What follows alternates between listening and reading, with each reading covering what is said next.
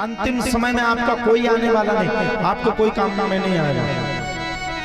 मुझे बड़ी प्रसन्नता हुई, यहाँ एक पुत्री का विवाह हो रहा है। मैं भी अपने धाम से, आपके धाम से इस वर्ष 21 निर्धन बेटियों का विवाह निःशुल्क अपने धाम से कर रहा है।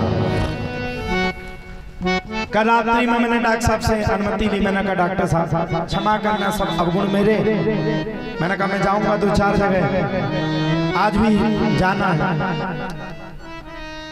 क्यों समय इतना बचा नहीं। मैं अपने से ज्यादा पूर्ण मेहनत करता हूं। एक बेटी के घर पर जब कल 3 पहुंची तो पुत्री रोने लगी, दुखी हो गई।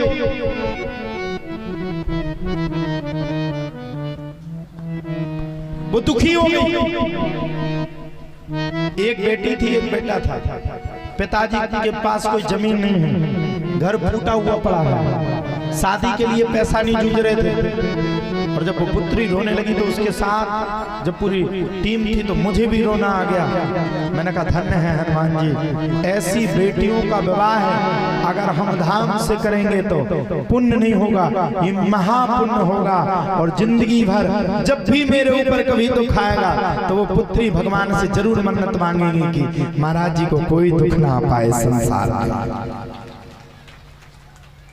मैंने कल बैठे बैठे प्रतिज्ञा की, मैंने कहा जीऊंगा मरूंगा लेकिन मरते दम तक कभी भी अब नहीं रुकूंगा, चाहे मुझे कर्ज करना पड़े, चाहे मुझे कुछ भी करना पड़े, लेकिन हर वर्ष बेटियों की शादी संकट मोचन धाम से होगी। और एक बात कहूं, मुझे बड़ी प्रसन्नता है, आपके यहाँ एक पुत्री की शादी हो रही है। जितना सुख पुत्री के विवाह में मिलता है, भले वो अपनी हो या किसी की, उतना सुख संसार में कहीं नहीं मिल सकता। एक बात कहूं, जितनी दुआ वो बेटी विवाह होने के बाद पूरी जिंदगी भर आपको देगी, वह दुआ आपको हर मुश्किल कठिन रास्तों से निकाल करके सहज रास्ते पर जाकर के खड़ा कर देगा। मैंने अभी पिछली बार 11 बेटियों की शादी की, इस बार 21 बेटियों की शादी की।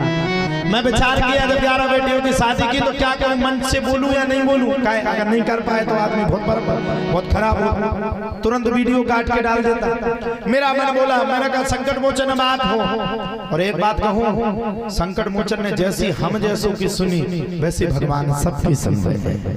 मैंने जब जब हनुमान जी को पुकारा तब तब मुझे बड़ी बड़ी विपत्तियों से निकाल करके हनुमान जी ने ऐसा खड़ा कर दिया। ऐसा जब जब जब जब जब लोगों ने मेरे खिलाफ कई साजिशें रची, हर साजिश को हनुमान जी ने नाकाम कर दिया। और आज भी उनके आशीर्वाद से यहाँ बैठा हूँ। 21 बेटियों के मन में विचार किया, हनुमान जी धीरे धीरे उसकी भी पूर्ति करवा रहे हैं। मैंने जब जब जाकर के रो गया, प्रभु इस चीज की कमी है, ये काम होना है, बस मैं परिक्रमा लगा करके उनके चरणों में कह करके आया। और लौट कर जब तक मैं अपने रूम पर पहुंचा या अपने ऑफिस में पहुंचा या अपने कार्यालय में पहुंचा, वहां मैं लौट करके गया तो वो काम संपन्न होकर के मिल गया। हनुमान जी की ऐसी कृपा है संकट मोचन धाम पर, वहां साक्षात हनुमान जी विराजमान है। मैं इस बात को चैलेंज करता हूं, साक्षात। बताओ जहां साहब 21 बेटियों का पाणी ग्रहण हो रहा, अरे आदमी एक ब्याह में प्राण छोड़ दे। और ऐसा विवाह नहीं, हर चीज की व्यवस्था निःशुल्क। बेटियों के लिए लहंगा, चुनरी, दामादों के लिए क्या बोलते शेरवानी, पगड़ी, double bed, sofa set, cooler, fridge, mixie और भी अलमारी और ये सोफा सेट, जोड़ा, चांदी की पायल, बिछिया, नाक की कील, 11 साड़ी, बैग, सरकारदानी, सब कुछ पूर्ण व्यवस्था शंकर मोचन धाम से होती है। और हम लोग ऐसे उत्सव मनाते, पूरा हल्दी मंडप तेल सब कुछ करते, खूब खुशी खुशी करते। और बालाजी की ऐसी कृपा होती है, जब वो बेटी आ जाती तो रोते रोते आशीर्वाद दे करके जाती है, महाराज जी आप खूब आगे बढ़ो, आपको बालाजी खूब आगे बढ़ाएं, जिसमें कि आप गरीब बेटियों की सुन सको। तो आप भी बहुत अच्छा पुण्य कार्य कर रहे हैं। आपकी बहन जी यहीं बैठी बेचारी, जिनको टीका देना था, आज वो बड़ी दुखी थी। बोले महाराज जी बताओ, जौन बिटिया को हमें टीका दे रहे थे वो मोड़ी कैंसिल हो गई।